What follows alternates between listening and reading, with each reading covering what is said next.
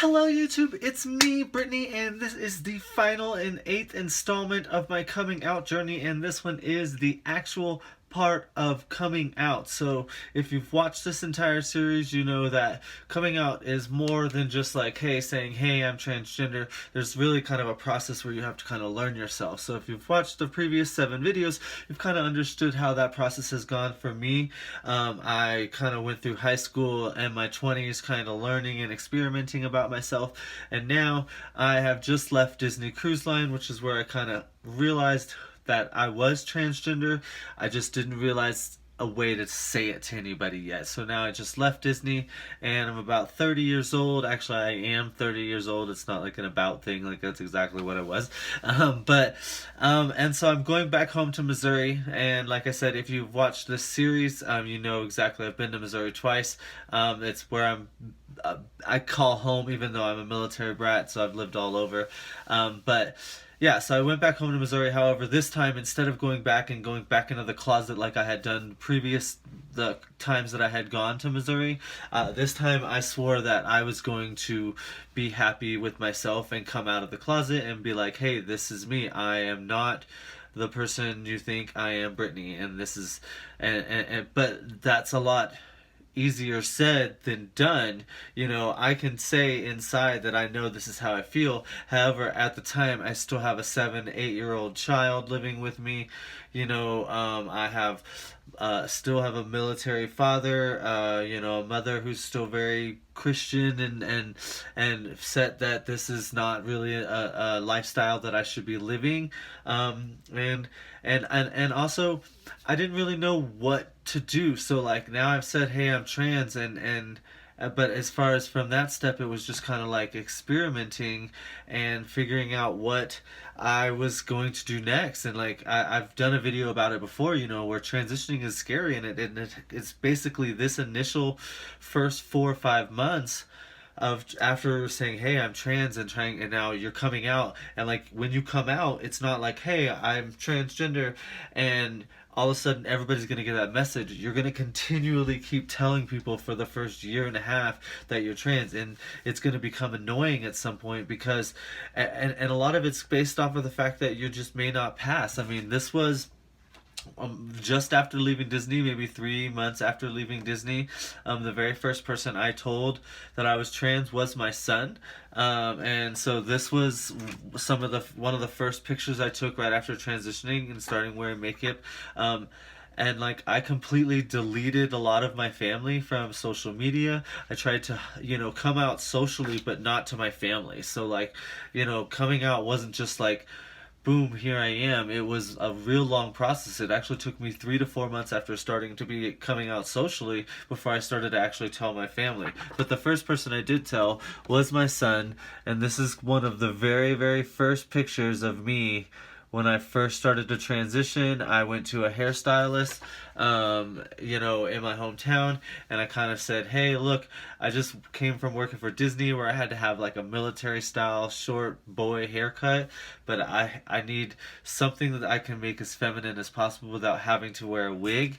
And I mean, here's another really good one. This was, I think, the picture that I posted onto Facebook to kind of come out initially.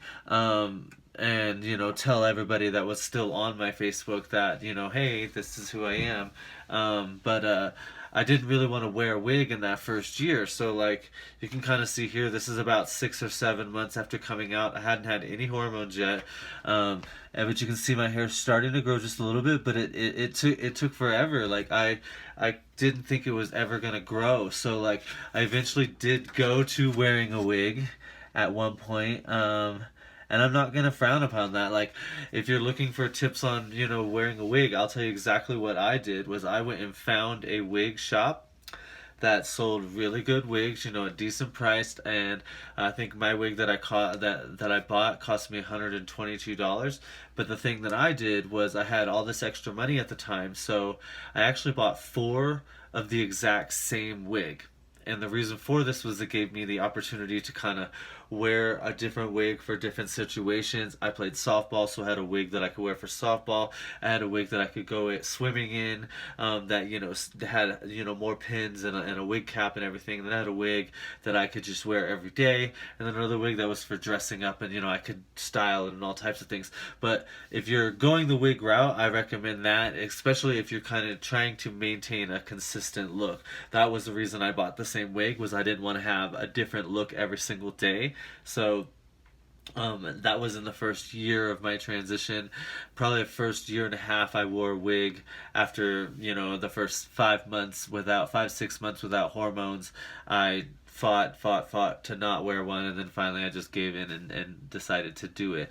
But like I said, I came out socially, started going back to bartending, lost my job as a bartender because they didn't want a transgender person working at their bar. And in that state, it was perfectly legal for them to fire me for being transgender. So I couldn't do anything about that. So I tried to find work, struggled with mental health, put myself in the hospital multiple times. The reason for this tattoo, which you guys can't really see very well, there you go. Like, the reason for this tattoo that's on my arm is it actually covers up scars from when I tried to attempt suicide in the first 2.5 years. First 2 years, I actually tried multiple times, and put myself into the hospital once to keep myself from doing it again, because it was just really hard dealing with. I finally told my parents. They didn't really accept me, didn't really want that. They took my child away from me, and I fought really hard to try to keep my son in my life. My son was, the first person I told. He was my rock. He loved me no matter what. Like, that was the best thing about coming out, was the first person I told me, you know what, I still love you no matter what. And so, like, I always know that, but it's hurt over the last 4 or 5 years, that our relationship has kind of gone away from what it used to be, partially because I was just not allowed to be a parent because people thought that being trans made me an unfit to be a parent, and now we're rekindling and building, and it's much better than it used to be. But it was definitely really hard for me, and it caused me to really I tried to attempt suicide multiple times, and it's not healthy to do that. And I always recommend getting mental health help if you need it. That's what I did, and that initial attempt for me was actually more of a benefit than it was a negative thing. So yes, it was negative that happened to me, but what had happened was I put myself into a hospital, was there for about a week and a half. I got myself some resources. I figured out what I can do to start this transition, and it's how I initially got my hormones to begin with. So I spent the first year transitioning, wearing like falsies, I worked out a lot. I used to be 250 some pounds. Now I'm like 165. But like I worked out. Like, I spent a lot of that first year trying to make myself better, even though I wasn't happy with the fact that I wasn't being on hormones yet or anything like that. I was pretty much a completely fake person, as far as this way goes. I mean, here was everything was real in here, but out here was everything was fake, and it was making me unhappy. So after getting into the hospital, I was able to get those hormones, get things going, and now here I am 5-6 years in, and I couldn't be happier. I mean, I'm still seeing results to this day. Things are getting better and better, and so like I couldn't.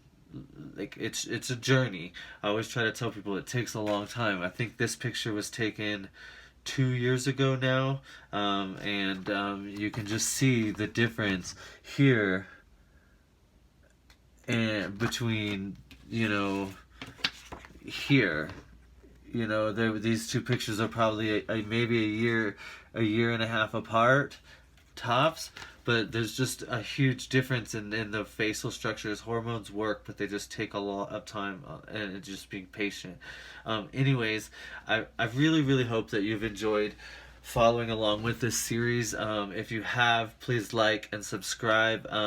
Feel free to share this with anybody you may know who comes to you and says they have feelings that they might be trans. Like, they may not understand that, you know, it's a process. It takes time. So, like, if you feel like this is a story that would help someone else, please feel free to share this. I wholeheartedly will take questions. If you have any questions, ask me them in the comments. I'll answer them. Once again, subscribe if you haven't subscribed. I love every single one of you guys. We'll talk to you guys all later. Bye bye, everybody.